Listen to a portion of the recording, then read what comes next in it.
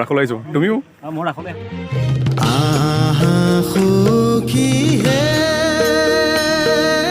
বৃন্দাবনে গোকুলৰে শ্ৰী কৃষ্ণ নয়ন ভৰি চাওঁ সখী হে নমস্কাৰ সকলোকে মই এতিয়া অন্য ব্লগলৈ স্বাগতম জনাইছোঁ আৰু মই আজি বৰ্তমান আছোঁ কহালী গাঁও আপোনালোকে নিশ্চয় গম পায় নগাঁও জিলাৰ এখন আদৰ্শ গাঁও কহালী গাঁও আজি কহালী গাঁৱত ৰাস আছে এই ৰাসৰ কাৰণে নিমন্ত্ৰণ পালোঁ সেইকাৰণে আহিব লগা হ'ল ৰাসৰ কাৰণে আজি কহালী গাঁৱত আছোঁ বৰ্তমান কহালী গাঁৱৰ আজি যি ৰাস হয় আপোনালোকক দেখুৱাই থাকিম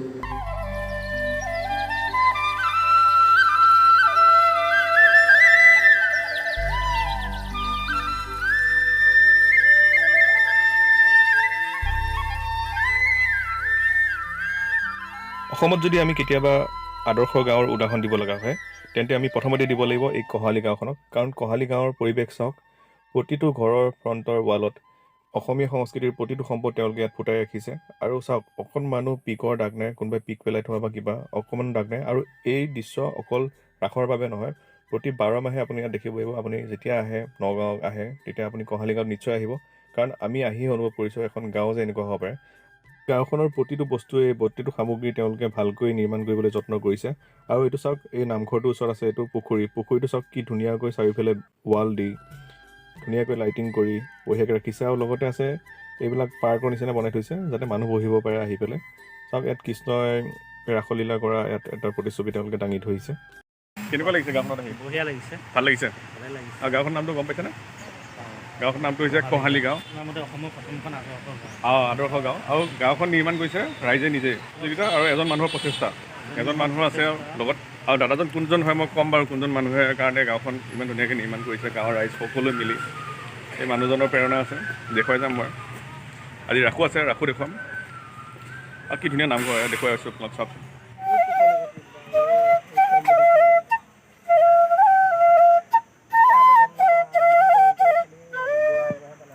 কেনেকুৱা খবৰ কেনেকুৱা আছোঁ ৰাসলৈ আহিছোঁ তুমিও মই ৰাখলৈ আজি গোটেই দিন আৰু সুন্দৰকৈ সজাই তুলিছে আবাৰ সময়ত ভাল লাগিছে ন হয় এতিয়া এন্ধাৰ হ'ব আৰু বেছি ভাল লাগিব আৰু তুমি থাকিবা আজি গোটেই দিন আমি একেলগে আজি ৰাসটো কটাব লাগিব আৰু প্ৰেংক কলবিলাক খুব ভাল লাগিলে দিয়া দিয়া এইবিলাক ক'ৰবাত যাবা ন তুমি ফেলকন ফেষ্টিভেল যাবলৈ সেয়া ল'ৰা হাত দাঙি আছে আৰু এইফালে আছে আছাম জেট এই ছোৱালীৰ লগত কথা পাতি আছে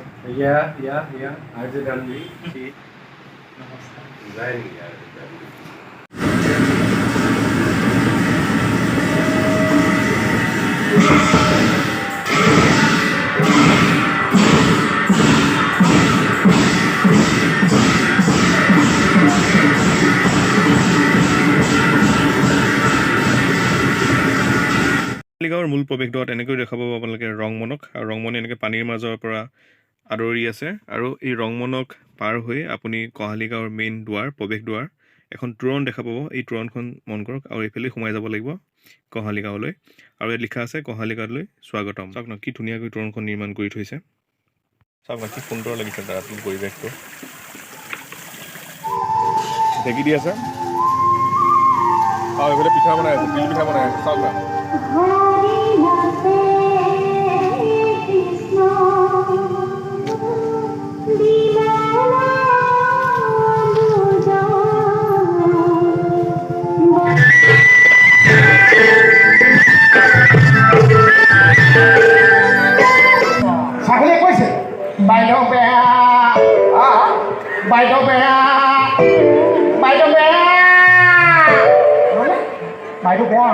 Bài đó bé, gì thì có chuyện cá bé hả? Cá mà thấy không? Cái đó thì con mua đi, con cái đó mua đi. Alla kisu, hatta nahiko, hatta reputa hale, hatta ohorita, hatta reputa hale, bandita.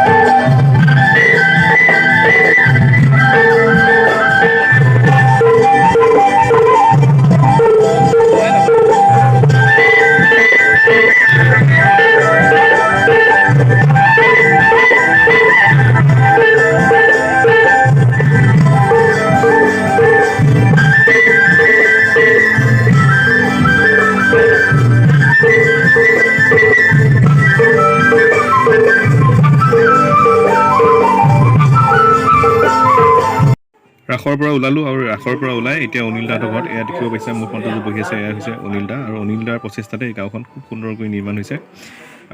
তাকো কালি কৈছোঁ তুমি immediate তুমি guest হিচাপে নহয় অভিনেতা হিচাপে আহিব লাগে গতিকে ময়ো এই মঞ্চতে তোমালোকৰ যোগেদি ধন্যবাদ জনাইছোঁ যে কোৱাৰ লগে লগে আহি পেলাই আমাৰ এই অনুষ্ঠানটো সফল কৰাত তেওঁ সহায় কৰে এইফালে পুৰা খানা চানা চলি আছে এইফালে ময়ো মিক্সাৰ বহুতখিনি হেল্প কৰিছা বোলো থেংক ইউ